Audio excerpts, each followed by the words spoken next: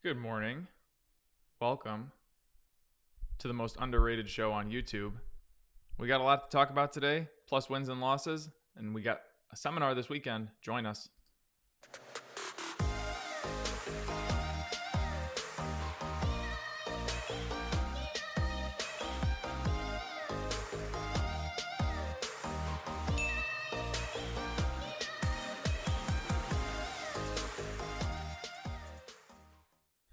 All right, guys, smash that like button and let's get going. So, market is actually down today, which is shocking. Yeah, we actually have a down market. Is it going to last? That's the real question. People have been asking me that. You know, all this reaction that we're seeing in the market, especially when we look at what's happening with gold. Okay, so gold, when inflation is up, gold should be a nice hedge. Now, the problem that we're seeing is that they're saying that the interest rates are going to go up in 2023, for God's sakes. And they're going to tick them up maybe 50 basis points. Maybe 50 basis points. It's not like we're going to 3% in 2023. We might get 2 bumps in 2023 instead of 2024. That's what's sending gold and silver down big time. So this is just more irrationality coming out of the market. it's like this all the time. And yeah, I mean, the amount of so here's another thing. I've been reading a lot of stories. Are things baked into the market? Are things baked into the market? No, I don't think they are. And if they are, there's more cooking that's going to happen. Let's put it that way. Because anytime that there is news that comes out, let's say that I'm just going to use the China trade, for example. Everybody said that we know what's going to happen with China trade. This is going to get done. This is not going to get done. It's baked into the market. Every time you saw some kind of deal or news story or rumor about China trade, the stock market went one direction or the other. Baked in or not, it's going to move on you. So this news is driving it this week of interest rates that are going to go up in like 18 to 24 months, which is dumb. And it's 50 basis points on the top side. These people are really something. All righty, let's get into it. So, of course, we're going to do your wins and losses this week. We had a couple of good ones. I'm more excited about the losses that we've seen just because the people that have seen the losses know why they're losing. That's the biggest thing that I want to drive home. Why are people losing? So let's just start with gold since we're on the topic. Let me read a comment here. NASDAQ tech companies that were run on debt were up, while Dow companies that were not don't. Even the opposite should happen if the fear interest rates go up. Yep, that's exactly right. Alrighty. And I just keep looking at these interest rates and I'm like, man, we're literally talking about the most minuscule interest rate bumps ever in a time where interest rates should be higher than definitely higher than zero, but should probably still be higher than a half a basis point and should probably get to that level way before the midst of the mid 2023 or the end of 2023. The irrational thinking of today's market that stocks only go up and we have to do whatever they can to keep them going up. Back in the day, if we would just, excuse me, instead of letting the market, let's say this is the top of the market and this is the bottom of the market for drawing purposes. If we would just let the market go from here to here and just keep going like this, the falls, I don't even think we would get this. We would get something like this, a little bit of a pullback, then get up a little bit higher, and then get up a little bit higher. But now, because of all this nonsense that we have, everything is just boom up here, boom down here, boom up here. Just let the cycles happen instead of putting in all of this fugazi. It's just nonsense. It's making the falls that much harder, and that's why we just keep having to worry about these crashes year after year after year. I mean, we're gonna see. 08 was bad. We don't need another. It's too bad that they didn't learn from 08. Instead of giving us more than a decade of run up, just let the cycle happen instead of just keep trying to pump things higher and higher and higher. It's basic physics of life. What goes up must come down. So, all right. Gold is plunging after the Fed is at a buying opportunity. Well, that's up to you. I mean, I'm perfectly fine adding to more gold. But I don't think that, I think with this news, I think things are going to fall even further. So, let's see here. Specifically for gold and silver, of course, the gold ETF GLD got its, the hint of interest rates created the big dip. So gold is still getting hit hard on the Fed's decision that they're going to raise rates by 2023. Instead, investors seem to focus on what may happen in the future, even though that future is a long way off. Very good point, but I don't think it's going to change anything anytime soon. Inflation is running hot and the Fed isn't going to change its course anytime soon. That's another big thing. They very well could come back and say that the interest rates are not going to, they're going to change them back to going up in 2024 or what have you. So, I wanted to get down here about trading gold. Wait, wasn't that in this story? Oh yeah, trading gold. Here it is. So the guy talks about being long-term up here with gold and buying dips and this and that. But then we get to trading down here. I'm not sure. I don't know who this guy is, what have you. Anything trading with gold is going to be a short-term trade.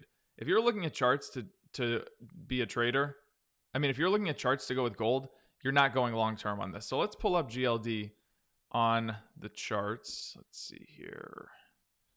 GLD.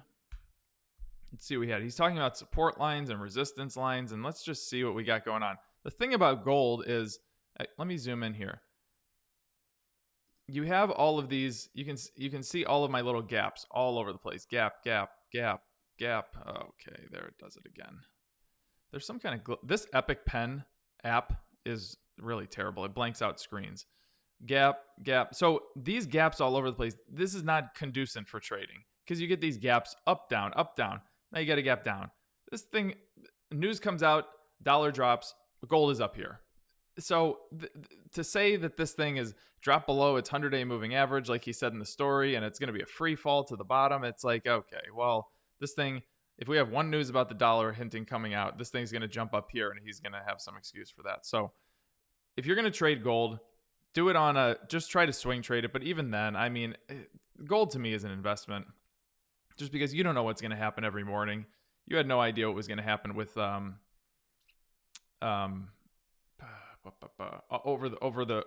the Fed was going to say. So that's just my opinion. I think it's better to stay away from gold as far as trading it and look at it as more of an investment. Write some covered calls on it like I do and go from there. So, okay. So the Fed sees, and smash that like button for me, guys. That would be wonderful. The Fed sees record $756 billion demand for reverse repo program as it may hit $1 trillion. It will hit $1 trillion. Have you guys, I mean, last week I spoke about what the reverse repo is. If you Google Wall Street Journal, no, don't do that. Go to YouTube, type in Wall Street Journal repo rate. There's a great explanation video that the Wall Street Journal made. I think it's 4 or 5 minutes, and it just explains what the repo market is, and the reverse repo is just the opposite of what's happening in the video. So the bank and the money market funds using the Federal Reserve's overnight repo program parked a record of $755.8 billion in cash with the central bank on Thursday. So basically, the Fed is having to fund the banks right now overnight because the interest rates are basically zero.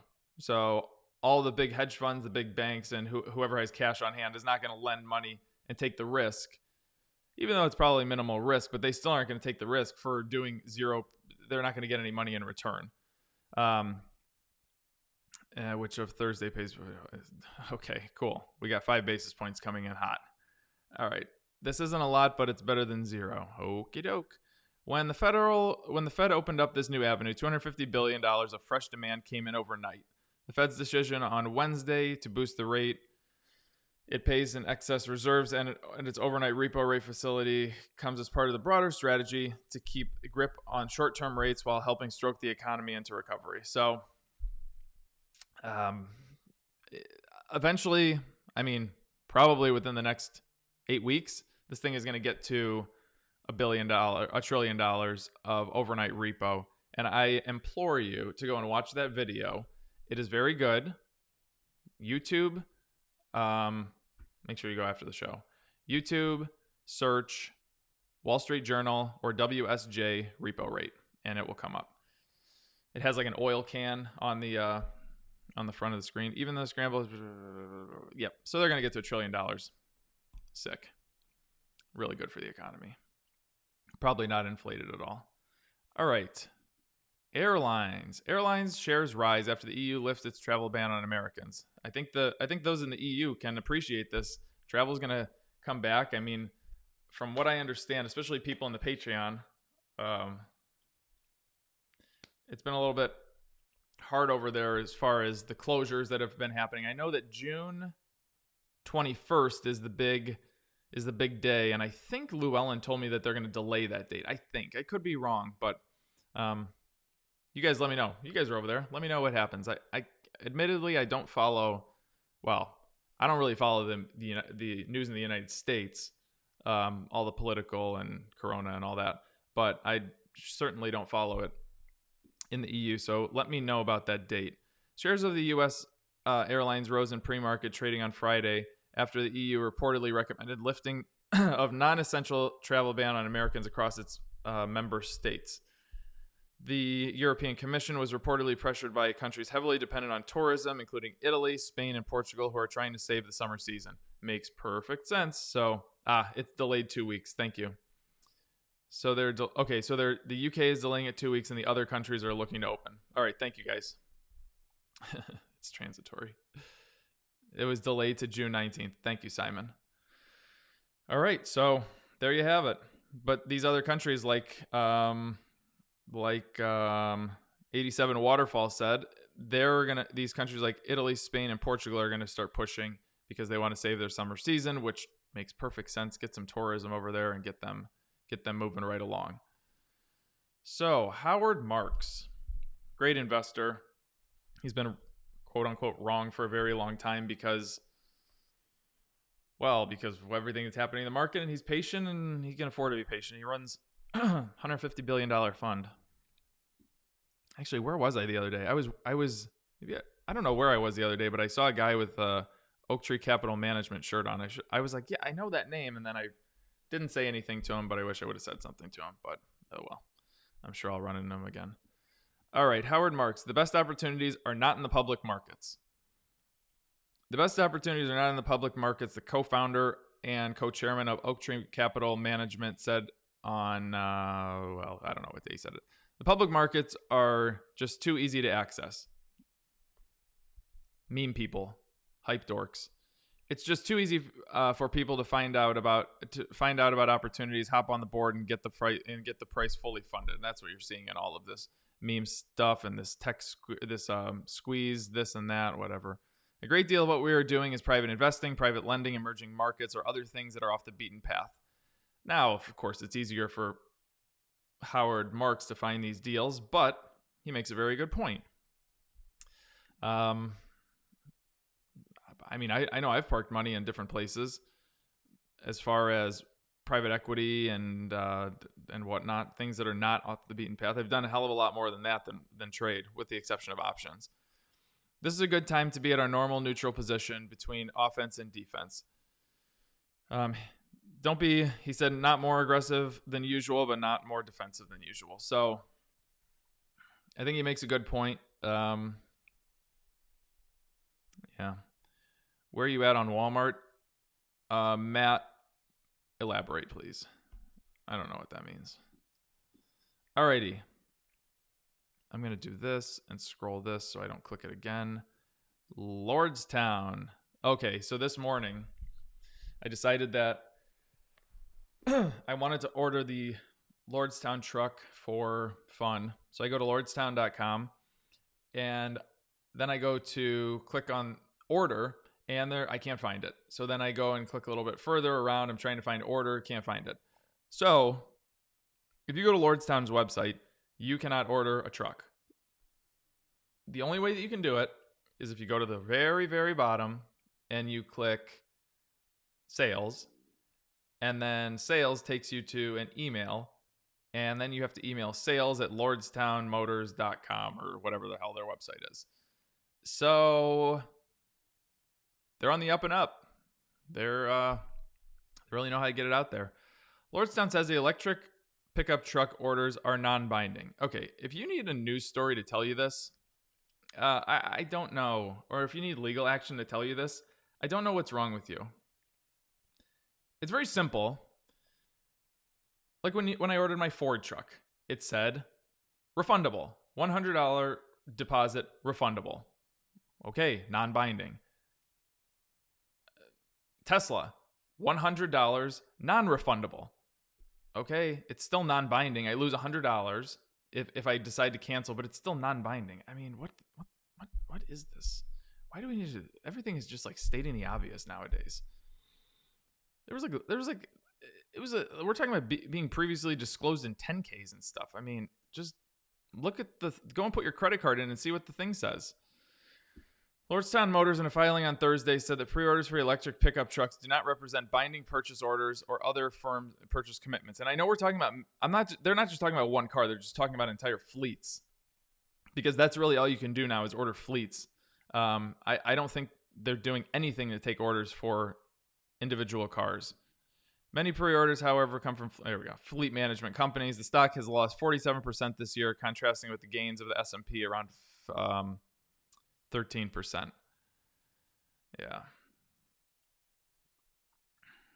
Yeah, depreciation doesn't exist. I have a friend. He bought a 2020 Denali pickup truck laid out. He paid $72,000 for it. He put 24,000 miles on it. Went to the dealership 2 weeks ago and traded it in, and they gave him $70,000 for it. Crazy. I have another friend. He's my dentist. He had a 2018 G-Wagon, Mercedes G-Wagon.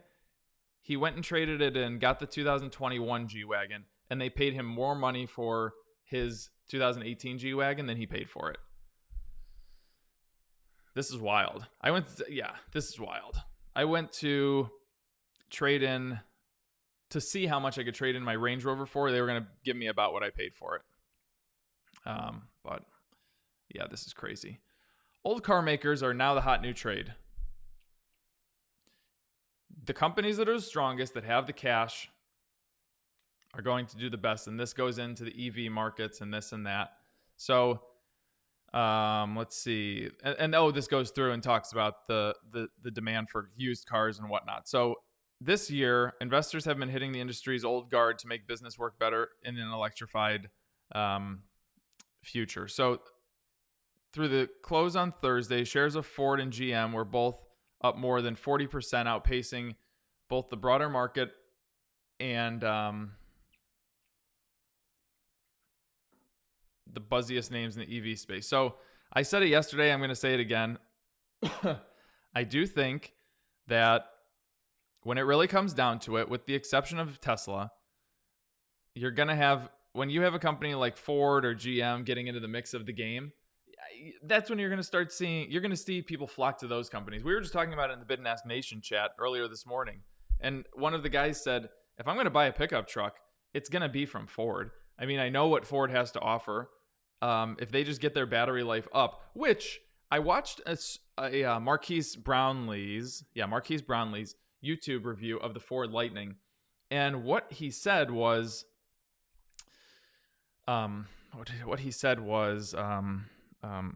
okay, so it says on their website 300 miles of charge. Now, when you really start looking at the 300 miles of charge, it's actually 450 miles of charge that they're getting.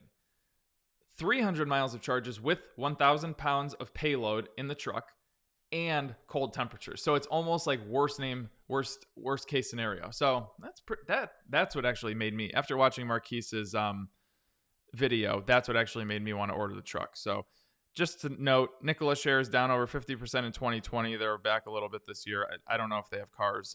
Maybe somebody can tell me if they have cars. But that's it. So I think Apple will buy out an existing EV company. I do. I think they're going to buy out an existing EV company with the facilities to build a car, maybe like Lordstown. They have that facility. And it would save them from having to build their own facility. But then again, Apple has so much cash that they can literally do whatever they want to do, and they'll do okay. Okay. Let's do wins and losses. So, guys, okay, write this down. mo@everythingmoney.com. mo@everythingmoney.com. That's my email address. If you want to be, what I'm going to start doing, instead of me reading these wins and losses, I want you guys to basically have a Zoom call with me and give me like a 1 to 2 minute thing about your wins, your losses, your trading experience, what have you. And then I'll get you on the show. And I want to feature you on Fridays because it's boring to hear me talk about this stuff. And frankly, I think that you guys endorsing it is great. So you guys can see that this actually does work. So mo@everythingmoney.com, email me if you're interested in being on the show, and we'll make it happen, and we'll cut it up and this and that, and we'll get it going. So, all right, here we go. Like I said, I had a lot of good wins, a lot of good losses this week, but my favorite part about the losses is every person that did the loss said they know why they lost. That's the most important thing. I don't care if you lose, just know why you lose. That's what matters. And of course, I told you guys about this before. There was a time when I was day trading nonstop, and I got a little bit greedy one time. I didn't put in a stop loss where I should have because I was just trying to make as much as I could. and I thought that the stock would rebound on me, and I was just totally wrong on it. I lost $27,000 within a matter of, I don't know, 7, 10 minutes, whatever. And lesson learned, didn't do it again. It's simple as that. Now when I enter trades, they're a lot more solid. When I get pullbacks, I know what they're going to pull back to. I'm confident in their pullbacks. Hell, sometimes I want them to pull back on me because I want them to create W formation. So don't, as long as you're learning from your lessons, don't worry. Okay, so Wilding, here we go. 4 plus 4.2. What did he make? I don't know. There was a stock that he lost 4% on a swing trade. I can't remember what he said. Most important thing is that he was going into a resistance point. Let me show you. Let me blow it up here. Wait a second. Blow it up here. So when you have a stock, let's make this a little bit bigger so you can see it. When you have a stock that you're swing trading, let's say we're in this area right here. We're going right between this 173 and 169 area. And the stock is just moving right along. And you get this little run right there. Going into this resistance point, that's where I suggest you take profits. And the reason is, of course, this one jumped up the next day. Go ahead and add on. But when you go into resistance, there's a high probability that this thing comes back down on you. And if you go through a lot of charts, you'll see it. And it'll come down to about the support level. And the idea is that you are collecting profits every single run up that you have. So he didn't take profits going in there. Stock price pulled back a little bit. No big deal. But that's the biggest thing to learn about. Do you only look at percents for the wins and losses? If you want dollar amounts, I can give you dollar amounts, but I feel like percents are a lot more. Dollar amounts are very subjective. If somebody trades 1 share versus 100,000 shares, the percentage is the same. The dollar amount's going to make everybody ooh and ah, but it really doesn't make it. Trading stocks is harder than trading crypto due to the lower volatility. I would argue with that, but maybe day trading. All right, my man Llewellyn. I call him LL. He is plus 3% on an AMC day trade. Let's see here. Christian, minus 4% for the week, but he knows what to fix. He told me what to fix. I can't remember what he said, but I like it. Saturn. Okay, this is another thing that I like, guys. People are really starting to get into the shorts. We're really starting to get into learning about these shorts. Let's pull up a good short. What do we got? Let's pull up a good short. Let's pull up Caterpillar. Caterpillar is a great short right now. And we have a lot of people. Where are we at here? All zoom in here. So this fall right here, people are finally starting to learn how to short. And I did the shorting seminar. You're getting good engulfing candlesticks down. We have so many people that were saying that they made a, so many people saying that they were making good on short. So Saturn, one of the guys, he made 4% on a short. Gianni here, plus 5% on Caterpillar short, plus 5% on Walmart short, plus 4% on Biogen short. Then he went long, and these are all day trades for Gianni, Caesar Gianni. No, Gianni Caesar. I feel like he switches his name on me. 4% on NVIDIA and 3% on NVIDIA. We're also doing options here. Dads with a Purpose, plus 36% this week on a covered call on Viacom. Palmer, he's rather new, plus 5.5% on a Caterpillar short. Beth, she's been here for about 3 weeks, made her first trade, plus 2.4% on AMD. This is a good one, guys, right here. Simple Living Cash. Cash is one of my ambassadors, and he's been around since the beginning. He paid $25 for the Bid and Ask Nation. That's how early he was. Now listen to this. He's been around. He's learned how to long-term trade. He's learned how to swing trade. He has not gotten to the point of day trading yet, but he's just getting into it. Cash, who has been with me for 6 to 8 months, whatever we're at, he is paper trading day trades.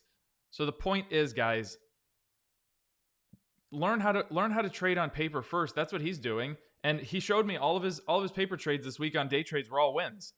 But there's no rush. I look at it, Cash, I don't think I'll care. Cash is 39. He hasn't made a day trade in 39 years. Can't wait another 4 weeks, figure out how to do this. 4 more weeks of your life is not going to kill you to actually learn how to trade. That's the way I look at this, guys. So that's it for the wins and losses.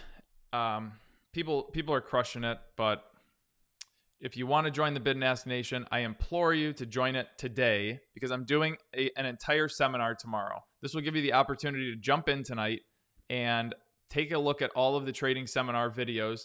The Trading 101 series videos. Come into the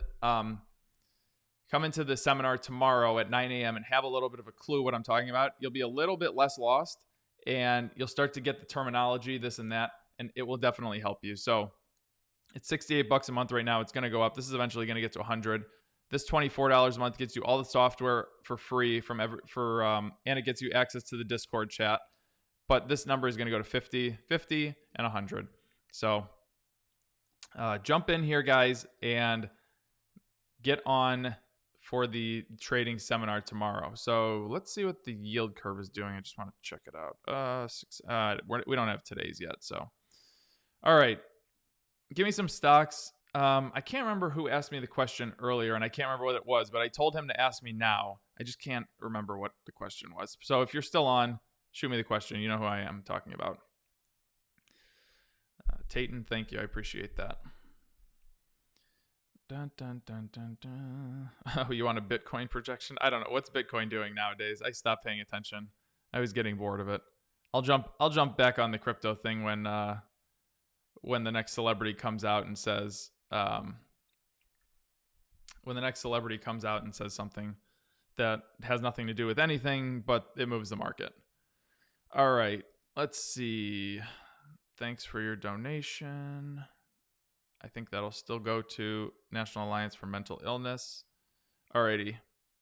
So this is it's dog-ish. I mean, I think I have this listed as a dog stock. So I like that it's down here. It got to the bottom. It's just moving sideways on the bottom. Now, I like that we're finally seeing this pop, this little red pop on it.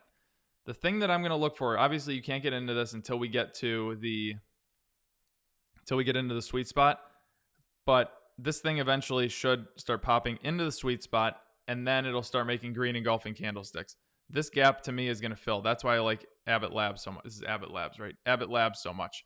So eventually this gap is going to fill, but we got to get into the sweet spot first. This thing, in my opinion, is a dog stock, and that's that. Yes, Kenny, thank you. Good question, Kenny. So he's asking about momentum trading. We talk about it on the show all the time, this and that. Yeah. So momentum trading is what to look at besides 200-day and 300. To be honest with you, Kenny, there's nothing else to look at. It is incredibly black box. And what I mean by black box is you are doing what the computer, so we're building a computer program. You are doing what the computer program tells you to do. As soon as you're looking at, I'm going to use the 100 and 200-day moving average for you. So this blue line is the 100-day moving average. This white line is the 200-day moving average.